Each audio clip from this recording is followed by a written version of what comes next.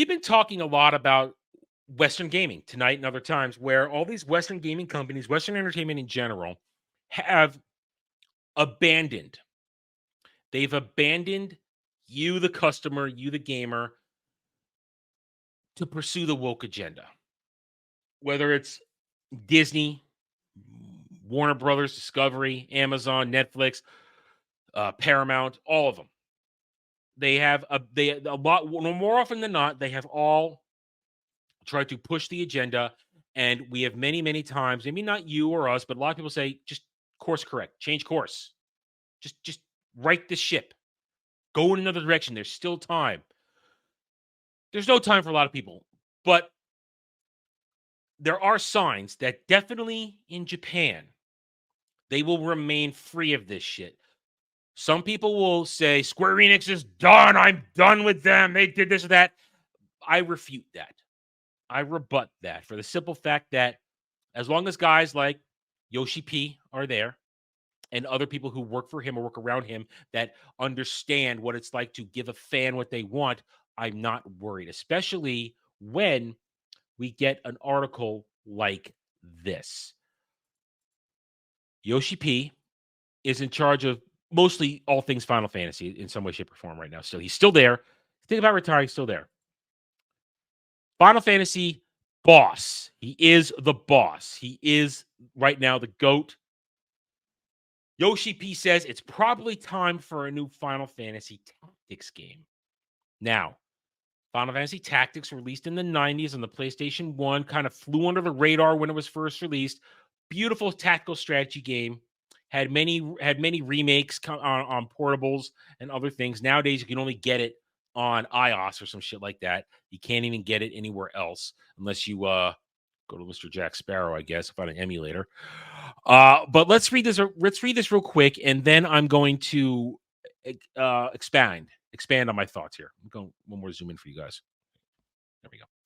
Final Fantasy boss Naoki Yoshi-P Yoshida recently talked up the beloved classic Final Fantasy Tactics, teasing it's probably time the company returns to Ivalice.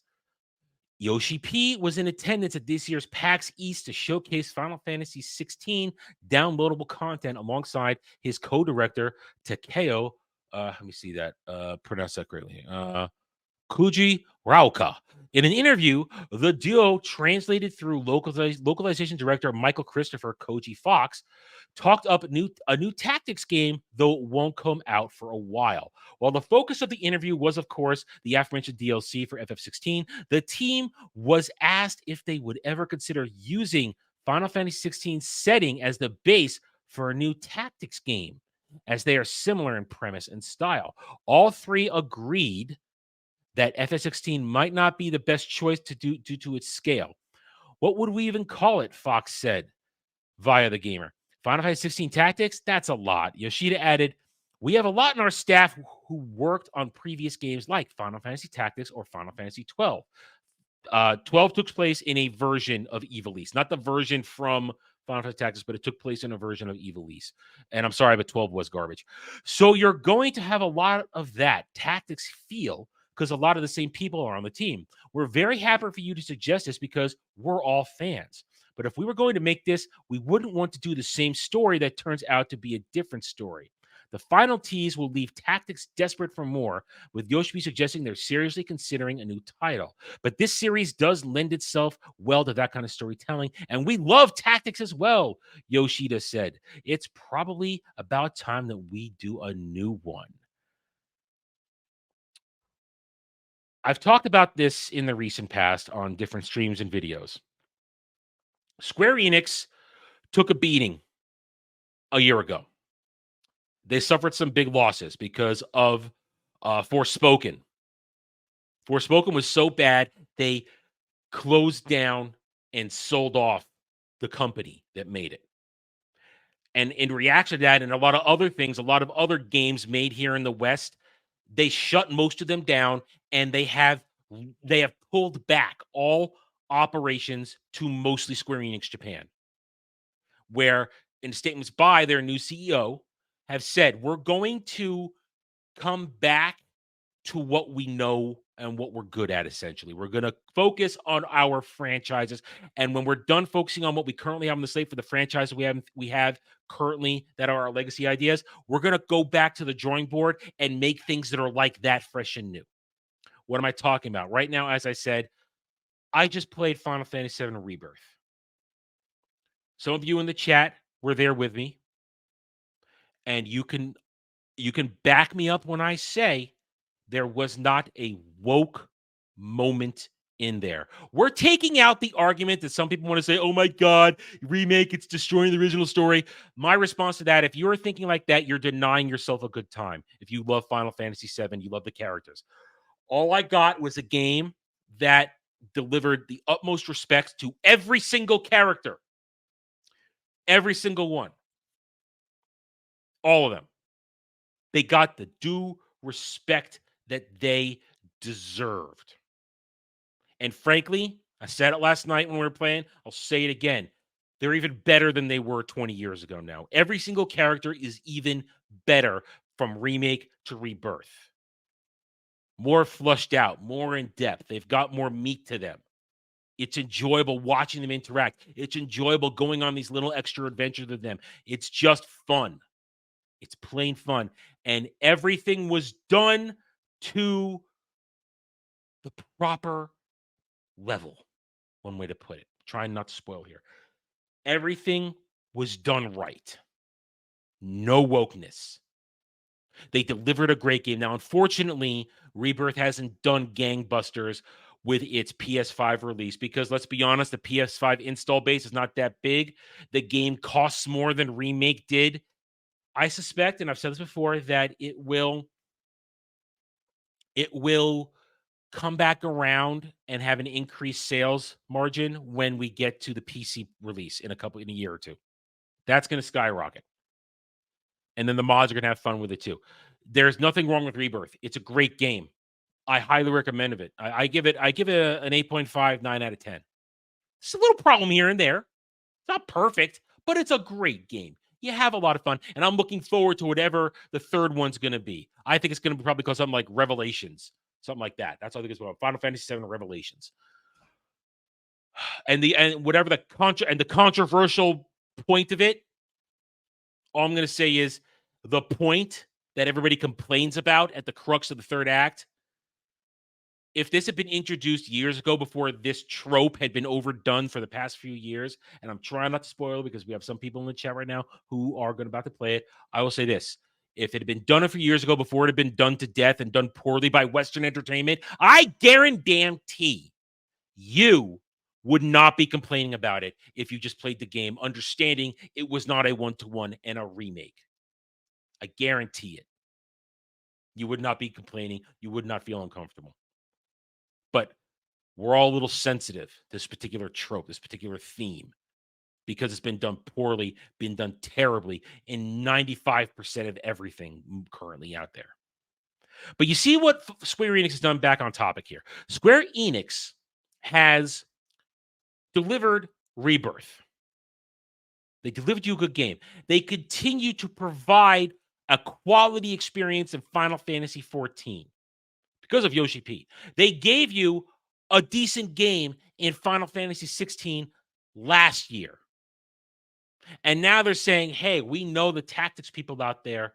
Oh, man, we're going to give you a tactics game because we know it's beloved. And if Yoshi-P is doing it, you know the old saying, have faith in CD Projekt Red, but that's gone. No, have faith in Yoshi-P. He cares what you think. And you think about the remaining franchises. Dragon Quest 12, possibly the last Dragon Quest that will ever have the influence of Akira Toriyama. That is coming soon. A Legends of Mana game is going to drop in a month or two. That recently, the guys working on that said, we don't care what the woke-tards in the West have to say. We will not bend the knee to your perceptions of current day bullshit. We're going to make a game for our culture and our fans. And guess what? Square Enix knows that their fans, their true passionate gamer fans, we are all around the world. And when they make it for their basic fan base, their first service fan base in Japan, they know damn well that they're going to please us too. Because we've been pleased mostly for the past 30 years. Square Enix has made the effort, and you can see the course correction. You can see they've righted the ship, and they are trying to stick to what they know, stick to what they're good at, making good RPGs, listening to the fans, not listening to the SJW woke infestation, the parasites, the disease that is here in the West. God bless Yoshi-P. God bless the people that work with him. And Square Enix, they show me evidence where they haven't righted the ship. They eliminated their ethics board. Oh, but Adam, they might be around there. Yes, but if the board is eliminated, it has no power. The people who were on it may still work there, but it has no power. And you can look at Final Fantasy VII Rebirth. Tifa was in a bikini. When she did the sit-ups in her bikini, her boobies jiggled. The ladies of FF7 Rebirth were beautiful all the time. There was no censoring. Freaking evil chick. I suddenly can't remember her name. The evil chick from Shinra. Her cleavage stares at you the entire game whenever she's there. It's just, look at my massive cans. Don't you want to just reach in there? Yes, we all did. You understand what I'm saying, though? Square Enix has, for all intents and purposes, made decisions, visible decisions, that have righted the ship. They're restructuring to give us the games we know and love for 30, 40 years. And I, for one, continue to have faith because they have not disappointed me in this sense. Yes, can they make a bad game? A game that I might think is bad? Yeah, but that's just a bad game.